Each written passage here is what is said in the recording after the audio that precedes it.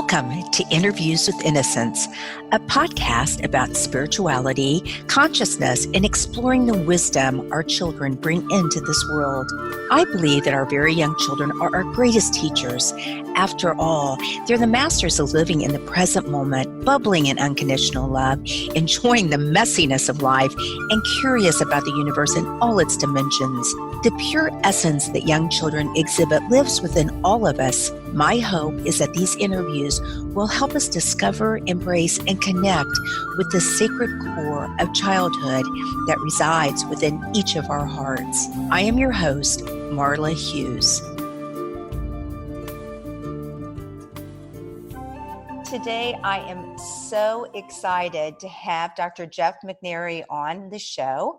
Jeff is the former director of Passages in Malibu and now is the chief medical director of Rythmia Life Advancement Center, a beautiful retreat resort in Costa Rica that uses the modalities of holotropic breathing and plant medicine to help heal the heart. Welcome, Jeff. Thanks for having me. I'm very happy to speak with you. Yeah. I was just, for the listeners, I was just at Rythmia. I got home, I think about 2 weeks ago, and it was transforming. And I'll tell you more about that in another interview probably. But let's just jump right in, Dr. Jeff. Perfect. Should I call you Jeff or Dr. Jeff?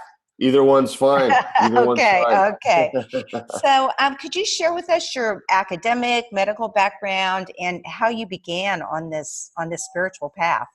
Sure. So I have a bachelor's degree in anthropology, and I studied mostly medical anthropology, Latin American cultures, took a lot of ethnobotany courses. And of course, I didn't know what I was going to be leading towards in my career, but I was just really interested in that. And then I got into a PhD program at Berkeley and a couple other schools for medical anthropology. And I decided I wanted to do research for a year first in med anthro to see if that's what I wanted to do for my career. So I went to UCLA and got involved in a research project on prenatal diagnostic screening procedures for Latin American women. And it was really amazing. I learned a ton, started working at the OBGYN departments at UCLA and eventually managing some of their clinics. But in the meantime, I learned that I didn't want to be an academic person like a professor at a university. So I went and got a master's in public health at UCLA. I studied health law and program development and health policy and that kind of stuff. And then I decided I want to go to medical school. So I applied to medical school, took all the pre-meds at UCLA while I was managing the OBGYN clinic, and realized that when I eventually got in, but I realized I didn't want to work within the Western medical model because I had been seeing all the different struggles that patients were having, as well as the medical facility doctors were having. So I left Los Angeles, moved to Hawaii, and started working for the Department of Health. And in the Department of Health in Hawaii, I was working with Native Hawaiian families and mostly adolescents and just ones that have behavior issues and all kinds of different struggles. And I ended up rewriting the policies and the protocols for Native Hawaiian kids who struggle with all different issues that was more culturally sensitive and cultural based. We all know that in Hawaii, and as well as other parts of the world, a lot of things are imposed upon them that are not maybe culturally relevant. So I was really into doing client-centered approaches and empowering the Native Hawaiian families to boost self-esteem and have better health outcomes. And that's when I decided I want to get a doctorate in psychology. So I moved back to LA. And while I was in my graduate program, I was managing that drug and alcohol rehab called Passages in Malibu. And that's where I met Jerry, who was one of the patients there. And he was a multimillionaire dude who was just off the rails a bit with a lot of problems. And him and I started working together for about 5 years after he was done with the rehab. And that's what basically sort of led to all this stuff that we're doing down here in Costa Rica. Wow. What a bio. What a journey you've been on. Yeah. Wow, it's been wild. Absolutely beautiful. And you have how many children? I have 4 kids. I have a 20-year-old daughter. I have a 16-year-old son. And I have a 2-year-old daughter and an 8-month, actually he's 9 months today, 9-month-old son. Yeah. Yeah, so I got Wow. the full range. Yeah, beautiful. Well, I know when I was at Arrhythmia, you talked a lot about the importance of remembering who we were when we came into this world and the importance it has in healing our hearts as adults. Can you please expand on that a little bit?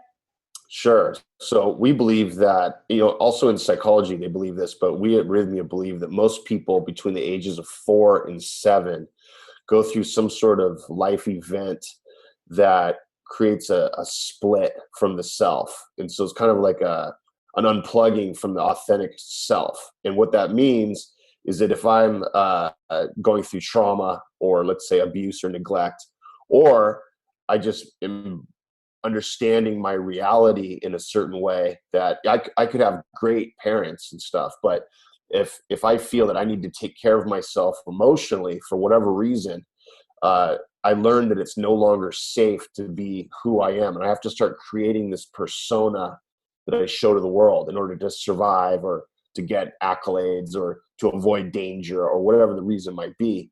And so there's a split that occurs, and it's called a dissociation. Some people have it really severe, depending on maybe a severe abuse they went through. Some people have it milder because maybe they had good caregivers, but they just maybe were working and busy and they were a loving family, but the kid had to sort of take care of themselves, at least in their own opinion, right, as a child. And Hmm. so when we're all born into this earth, unless there was something that went on in utero, such as scarcity or domestic violence or maybe drug and alcohol abuse, usually what happens is when we're born, we're totally complete and whole and connected to ourselves, and we're pure and we're just who we are. And then this split happens, and then all of a sudden we're on this path where our authentic self is not really what is being represented to the world or even to ourselves. We start to adopt this sort of other persona, to show things and to survive, basically. Right. Wow. And the importance of then acknowledging that and then remembering who we are. And that's important because, Yeah, because if we don't really plug back into ourselves ever, and we live our entire lives, as adults, disconnected from our true self, what happens is we develop all these behavioral issues that are problematic. We develop mental health issues. We develop illnesses. We believe that all cause of unease is related to being unplugged from the self. So right. whether that's anxiety, depression, addiction, uh, mental health, all kinds of mental health issues, also illnesses. So like, all kinds of different illnesses, autoimmune disorders, all kinds of stuff is related to a big part of it is not being united with your actual true self. Right, right. And I know that the three things that we were asked to really look at or dive into was number one was who have I become since Yes, that coming into this world, and number two was merging back with your soul, with that self, and number correct. three was was healing your heart, which is really beautiful. So tell us a little bit. So you were very much in the clinical aspects of psychology and helping people. And now you're working with shamans and indigenous cultures. And it was my favorite part when I was there. It was just Yeah. magical. And the plant medicine. So let's just dive into that and tell us a little bit about that and what you thought initially when Jerry brought that to your attention and how that's evolved. Well, I was always pretty frustrated with the Western medical model with the patient population that I was dealing with. So I had probably the three most difficult groups of people, you could say, clinically. And those three groups were people with trauma, people that have addiction, and people that have acute psychiatric issues. I also worked in a locked psychiatric hospital during my career Wow. while I was in my private practice. So those people and a lot of us that don't have maybe as severe of things, let's say for a good example would be depression. A lot of people are diagnosed with depression, but there isn't a really good way to get over it. And most people are just given a ton of meds and they see a therapist for many years. and they go in and out of facilities depending on how severe their depression is, and nothing really changes. The statistics are very low for people to kind of get over it. And so to start off the whole thing, basically, I was really frustrated with just kind of how the Western system worked. And I didn't really have any tools. I wasn't taught any tools to help people really get over things. It was always an external source of change that was sort of asked of the clients to sort of go through, change your friends or change your environment or get a job or all these external things, listen to these experts, your therapist, your doctor, whatever. But really the only way to actually change is internally, and the person has to do their own work for themselves individually. So with Jerry, I was working with him for so many years and getting nowhere. And, we were trying everything. We was going to all these different workshops. He was on meds at some point. He was, trying to do all the holistic stuff, like meditation, yoga. He didn't really get into that, but I offered it to him, and ton of therapy, and all kinds of counseling. And so a friend of mine actually recommended that Jerry go down to Costa Rica and try this plant medicine, which was something Can I that, just interject 1 second? Uh-huh. So can you just tell them, you briefly said who Jerry is, but just about him, he's the director of Rythmia, just a little bit more background on him. Jerry's the CEO of Rythmia, and he was, like I mentioned, he was one of my patients for about 5 years after he left Passages. And he was a multimillionaire guy who had retired at a young age, and he was just basically self-destructive and doing a lot of drugs and just doing a lot of bad behavior. And he was miserable and he was suicidal. And so him and I hit it off and connected pretty well. So I was working with him for that long to try to get things better for him. And he was working pretty hard as well, but nothing was really happening. And he got suicidal again. And that's when one of my friends recommended, it was a friend that I met through Passages, who was this woman who was a shaman, actually. I didn't know much about shamans at that point, I mean, I'd watch some documentaries here and there, but I didn't know much about what all that was. So she recommended that he go to Costa Rica and try, this remedy, because she had seen his exact same sort of case get amazingly better and turn a corner. And she thought that this would be something that he would benefit from. So she recommended he do it, and he did. He just was, all right, I got no other choice. I guess I'll go for it. So that's how that started. He came down to Costa Rica and went to this place up in the mountains and did his first plant medicine experience. Yeah. And so tell us about what is plant medicine and it's a whole nother episode about how does it work, but if you could just kind of. Well, the way I like to explain it is indigenous cultures all over the world they're very connected to the earth, and they're very connected to the regional plants and different species of animals and all kinds of things where they live.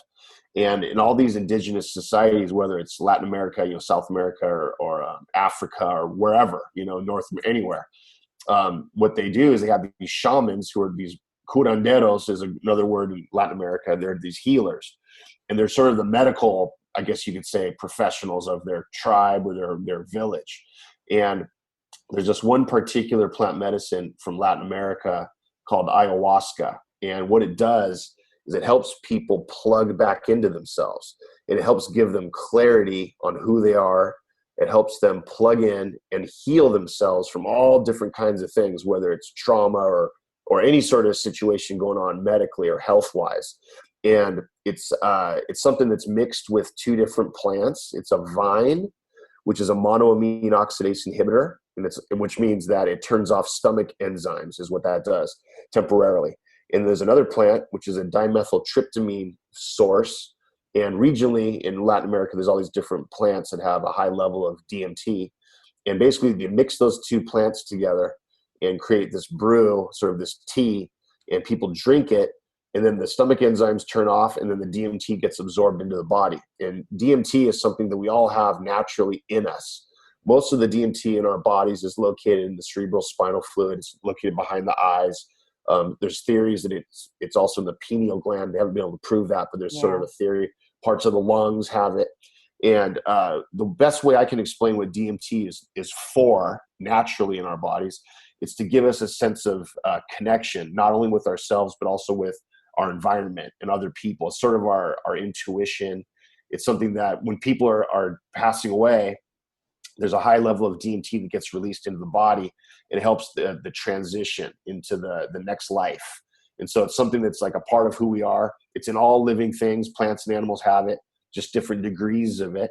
And so when you take a little bit extra DMT into your body, what happens is those senses are heightened, and you have this more of a connection with yourself and the environment. You get to have some clarity. There's a lot of neurochemistry going on, a lot of brain stuff happening that's really healthy and interesting. Wow. Wow. And I know not only a lot of clarity, but actually revisiting, other when you were young and going into other dimensions. And can you talk about that a little bit? I mean, maybe your personal experience would. Sure. So what's happening when you drink ayahuasca is the part of the brain that stores our subconscious memories is called the amygdala. And the amygdala is, like, let's say the example I give is that if I was scared, let's say by a dog that was maybe going to bite me and I was 5 years old, what would happen in that event for survival is that I would push my emotions into my amygdala of fear and anxiety and confusion. I would push them there because my emotions in that moment would get in the way of me surviving this dog attack. So what happens in the fight or flight response is that my behaviors kick in, and I can run or I can kick the dog, which I love dogs, so I wouldn't kick a dog. I love dogs too. Yeah, I love dogs. But it's something, your behavior kicks in to survive that moment. And then those emotions get pushed off into the amygdala. Then a neurochemical pathway gets established in the amygdala that says dogs are scary and stay away from dogs. So that was a one-time event, let's say when I was 5. Then now I'm an adult, and I still have this thing with dogs. Like, I don't like dogs. Everybody else seems to, so I don't know why I don't. They're friendly. They want to pet, I want to, they come up to me and they want to lick me, but I don't want anything to do with dogs. And so I do ayahuasca, I drink ayahuasca. Then what happens is the amygdala opens up and it connects with the prefrontal cortex part of the brain. And our prefrontal cortex is where we have our rational sort of cognitive analysis component. And it's our logical thinking and sort of our awareness. And what happens is the amygdala and the prefrontal cortex connect, and then I get to see what this whole dog thing is about. And I realized, oh yeah, at age 5, I remember now, I was attacked by a dog and it was scary, but now I'm not a 5-year-old kid. And so the emotions of fear that were stored in the amygdala will surface, and then I'll feel them. I'll feel scared for a moment, and then they leave me. And then what happens is a concept in neurobiology called synaptic plasticity, which means that the brain can shift and change and grow and build new neuron pathways.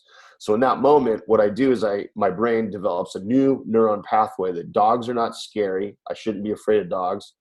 Dogs are nice. Dogs are happy. Dogs are loving.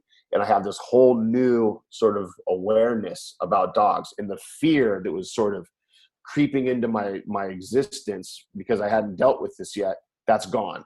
And so now I have clarity, and I can have a dog as a pet. And that's kind of like an analogy I give, is like what's going on with people that have trauma or any sort of issue that's related to a historical event. Wow. So what are some of the results you've seen? I guess we can talk about Jerry. Yeah. Well, Jerry was a rough guy before plant medicine. He was a drug addict. He was a womanizer. He was a violent, angry dude. And he was super successful, which led also to his demise in a sense, because he had no limits and no boundaries, and he could do whatever he wanted to. And it just was a horrible sort of situation for him. When he did plant medicine, he realized what had happened to him as a kid and what his trauma was about. He had no idea. He didn't remember it as an adult. He had no clue. But he had some abuse from his grandfather that he remembered and connected to and was able to process and get past. And so that event that happened, or a series of events when he was a little kid, led him to have all these behaviors as an adult that were not good. He didn't trust men. He treated women very poorly. He had a self-loathing, self-destructive sort of thing. It was all linked back to this abuse that he received from his grandfather when he was a little kid. So what happened for him after he did plant medicine is he completely changed. And he was no longer fighting all the time. He was no longer doing drugs. He no longer wanted to hit anybody. Wow. And he was able to have healthy relationships. And he completely did a 180, which was really actually for me hard to believe, because I had been working with him for 5 years. Yeah. I had seen his behavior. I had tried every single medical and therapeutic protocol possible, and none of it worked. But then all of a sudden he just like flipped a switch and he was different. And so I had to see it for myself. So I came down to Costa Rica and did it myself a couple weeks after he did it. Wow. And did the same sort of thing happen with, I mean, you were probably a nicer guy, but yeah, I was a little nicer. What was your experience? Well, I grew up in a very rough part of Los Angeles in the 70s. That was now is no longer rough, but LA is changing a lot. But I grew up in a really rough part of town, and I had to be tough as a little kid. I had to learn how to survive on the streets. My parents were awesome, so I didn't have any sort of family problems, but my environment was not good. It was very negative and dangerous. And I had to learn how to be tough and to kind of keep people away from me in order to be safe. And I had carried this sort of energy into my adult years, even as a therapist. And it was funny because when I was in my doctoral program, I did an internship. You have to do like 3 or 4 of these internships that are a year long to get your pre-doc clinical hours. And I was in one of them. And at the end of the internship, the supervisor evaluates you and tells you how you did. And I did well. And I was like, okay, cool. This will be easy. A 2-hour conversation, no big deal. And at the very end of the evaluation, my supervisor said, I just want you to know, Jeff, that this whole year I've been scared and intimidated by you. I was like, really? I mean, that's so weird. I'm like, I don't feel that that's my vibe. He's like, no, well, you need to be aware of it because you're an intimidating guy. And if you're going to be working with patients that are vulnerable, you have to be aware that your vibe and your presence is scary to some people. I just was shocked because I didn't I didn't feel that way about myself at all. It was weird. So what happened is when I did plant medicine, I was able to do inner child work, which is a very common thing with this particular plant medicine. And I saw myself as a little kid. I was about 5 or 6 years old.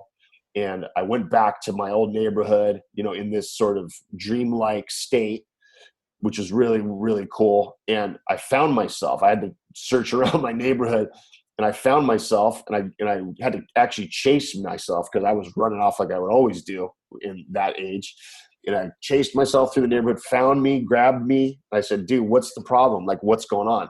And he looked up at me, little me. And he looked up and he says, I'm scared. I'm just terrified. Oh my goodness. Yeah. I'm scared. I was like, wow. And then what happened was, because it was my own work, my own inner child, my own self, it resonated with me. And I felt that fear that I had at that age that I had long forgot about, because I had used that fear to create this persona that was aggressive and sort of intimidating. And that's where it all clicked for me. I'm like, wow, that makes sense. Like why I'm this way, which I wasn't really in touch with. Yeah. And I was able to sort of drop that sort of facade that I'm a tough guy, and I just left it behind. And I moved forward in my life in a more loving way. And my relationships got better. I was a better father. I was able to kind of like connect with people like I didn't really know that you could do it before.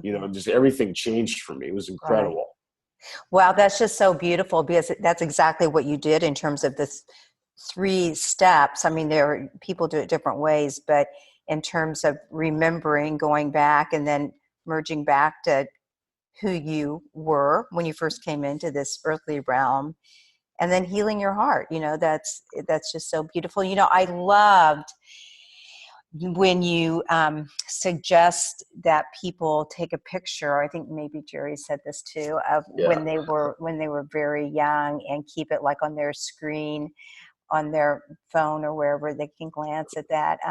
Can you just talk about that for a minute? Yeah. So we recommend, after people go through this process, that they put a picture of themselves as a child before the split occurred, or right before it did.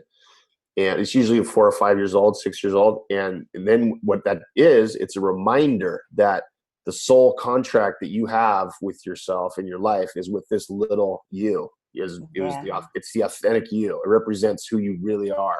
And every decision you make, in every sort of life transition you go through, you run it by the authentic you, which is representative of this child.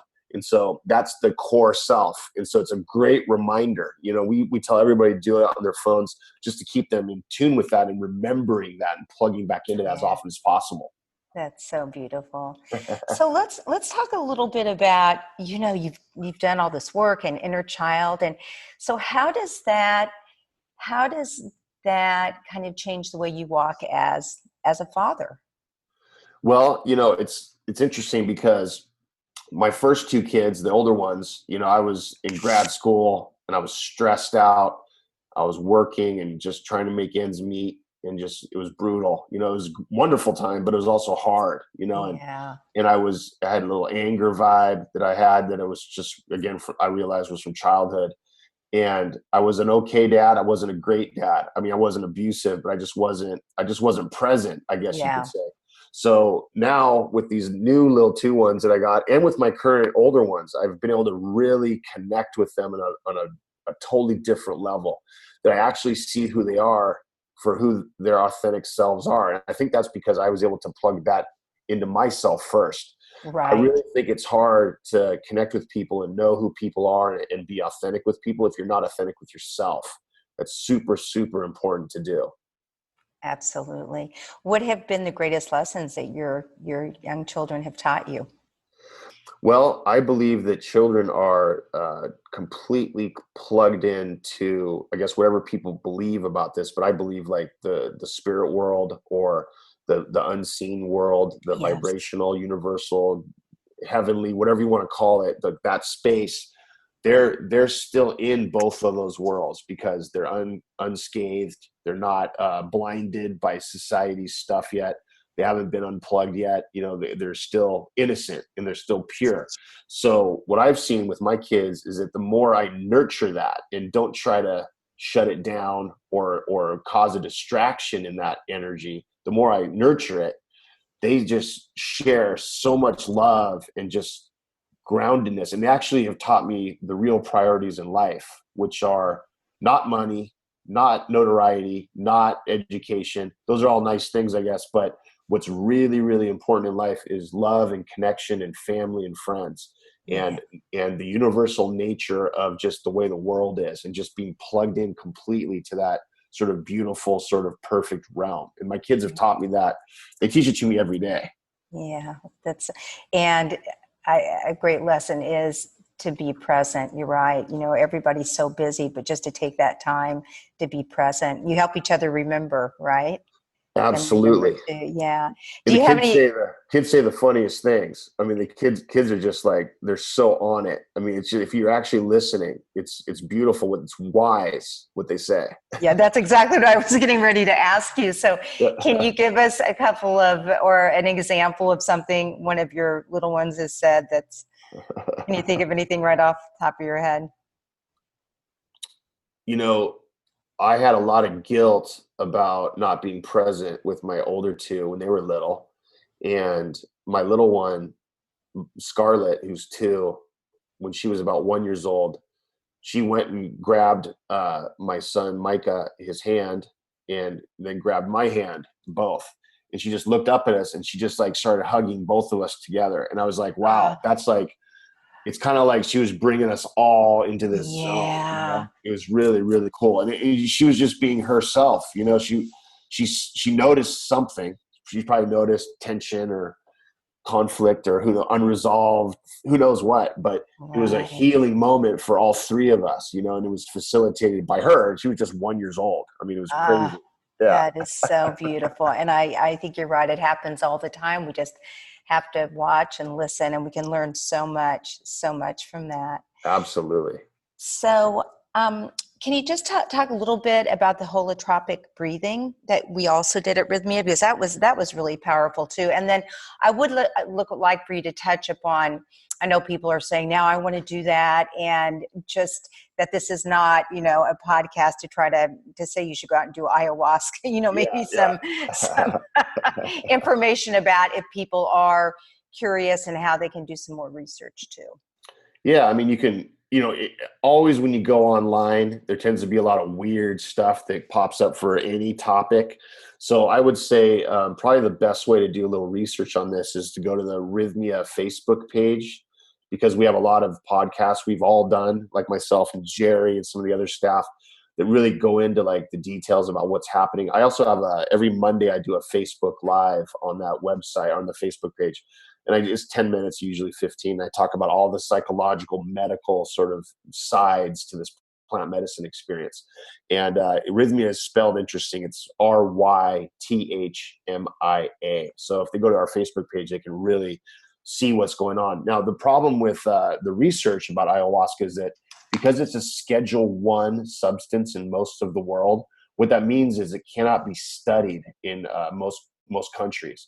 There are about 12 to 13 studies that are really good ones that have been done usually in Europe and some other parts of the world, that talk about exactly what's going on in the brain and how it's very beneficial, not only for mental health stuff, but also physical ailments. They talk a lot about different outcomes that have been a result of ayahuasca. Mm-hmm. Wow. And a little caution to the wind also about, if you are curious, because I know some of the places you have to be sure that's what's so beautiful about Rythmia. It's legit. Yeah, well, we're medically licensed, and we're the only place in the world that has a medical license to do this. I had to clinically justify ayahuasca as a remedy for all these different issues that people come here for. So the Ministry of Health of Costa Rica has given us a license to do this. And we're the only place in the world. So a lot of these other places, some are really good, out in the world, but a lot of them are not good, and they're not safe, because there's a lot that, when you're in a vulnerable position, which is where you are vulnerable when you're drinking ayahuasca, because you're in your process, you're going through a lot. You can get taken advantage of if you're not around the right people. So we have a full medical staff. We have medical doctors, nurses, we have EMTs, we have all these people, and they're actually pretty bored usually, because the medicine is really safe. It's a safe, but we have all this medical support here that's not usually at most of these other places. So it's not for everybody, because sometimes there's health things that prevent people from doing it. But if people are medically appropriate, it's really, really helpful for them. Right. And just for the listeners too, it's a difficult journey. I mean, This isn't just going and having a great time. It's very hard. It's one of the hardest things I've ever done, actually.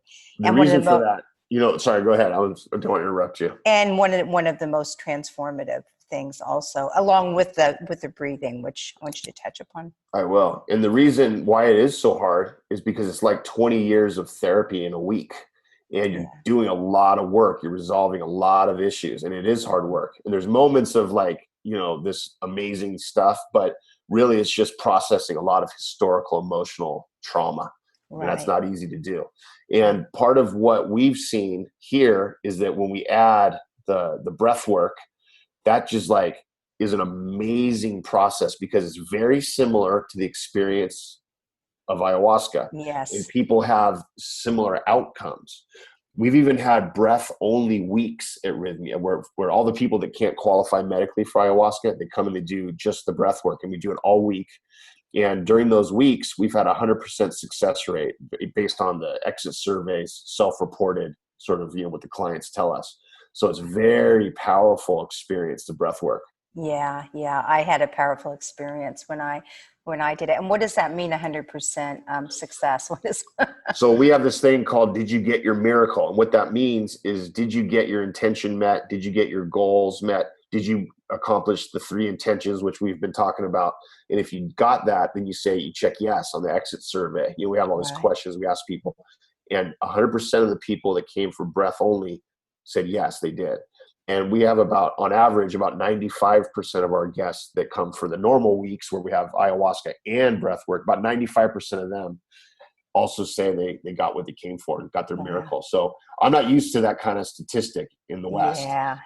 I'm used to about 12% success, depending on where I was and what kind of healthcare facility I was in. But around 10 to 12% is about what, medical field expects from most inpatient places. Right. So what do you think about the future of this? I know some of the Johns Hopkins and I think Penn and are doing some, great research on psilocybin and LSD and some other things. What do you think is going to ayahuasca? It's such a therapeutic tool, and I don't know. What are you thinking? Well, any remedy that takes away from the pharmaceutical industry's business and also takes a big chunk of money out of the healthcare industry is going to take a little while to get legal or to become adopted. The greatest thing ever is when these universities have started studying psilocybin and they're doing the case studies and all that clinical trials, because that's an amazing remedy for depression. Psilocybin is great for that. And a lot of these substances that are being studied right now, like ketamine and psilocybin, and now people are accepting more of cannabis and CBD now, thank goodness, because that's also a very good remedy for a lot of conditions. What's happening is people are getting sick of just the meds and the way that they're just always sick, and they want something to change. They want everything to kind of like shift. And so I believe that ayahuasca is going to come from a grassroots sort of demand, kind of like how cannabis has been. Once the people are just demanding it, eventually government and corporational sort of stuff, businesses will start to look at it and then bring it forth with the policies. So I think that's also the way that ayahuasca is going to go. It's just going to be a demand from the public, and eventually it'll have to be, something that's used. Yeah, absolutely. Well, is there anything else you'd like to talk about before we wrap it up? I just think that, like I was mentioning earlier, in order to have, the way the world changes, in my opinion, is that we have to have empathy for other people. And empathy means that I can feel what someone else is feeling. And it's maybe not exactly the same because I'm not that person, but I can actually absorb the energy of that person. I can feel what they're feeling. And if I can do that, I don't want to hurt them or see them sad or see them homeless or see them upset. I want them to thrive and to be happy, because if they are, then I am. And the only way that can go down is if I've done my work on myself and I'm clear and I'm connected to me. And that's how you can have true empathy for somebody. And that's how the world changes, one individual at a time. Yeah, that reminds me of the life review. That's what you're talking about. Like with the near-death experiencers talking about really feeling, and something just kind of off the top, well, it's not off the topic, but that's what they're talking a little bit about, artificial intelligence too. It may give us the tools for a person to actually feel how others, and wouldn't that change the world? Yeah. It would. And children that have autism, there's a lot of these cases coming out. I truly believe that autism, even though it's a really rough thing for a kid to have and a family to deal with right now in society, I believe that the kids with autism are the next generation of evolution of humanity, because they are very tuned into vibration and to senses and to like all kinds of stuff around them. And it's a little bit overwhelming for them. And that's why they're not, having the success in the current system that's set up. But children with autism are, they're beautiful, amazing people. And it's hard sometimes, of course, for families to see that because of the way that the system is set up, and it's hard, right? But if you ask any mom or dad that has an autistic child, what they really think about their kid, and they're just blessed beyond belief, Absolutely. And but the society itself is hard and causes a lot of issues for them to be successful and have some peace within it. But I really believe that the kids with that are basically the next evolving part of humanity. I absolutely agree. Maybe you can come back on and talk about that. That's such a huge topic in itself. I definitely want to, do an episode on that. So Cool. Thanks for sharing that. Well, thank you so much. And if people want to find you, I know you've already mentioned Rythmia a little bit, but in what other ways can they find you? I have a website, drmcnairy.com, but there's stuff on there. I also do lectures and things around the country here and there. It's usually information's up there.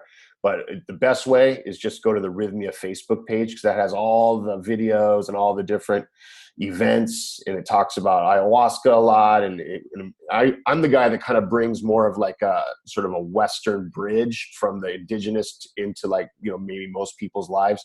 So I just get right to it and talk about things in a clear manner, I hope, and try to get people to understand what's happening. And this is a legit sort of protocol that they can use in their life. All right. Well, thank you so much for sharing, and all the information will be on the show notes if someone wants to find you. And I really appreciate it. Thanks for having me. It was nice talking to you. Have a great day. Thank you.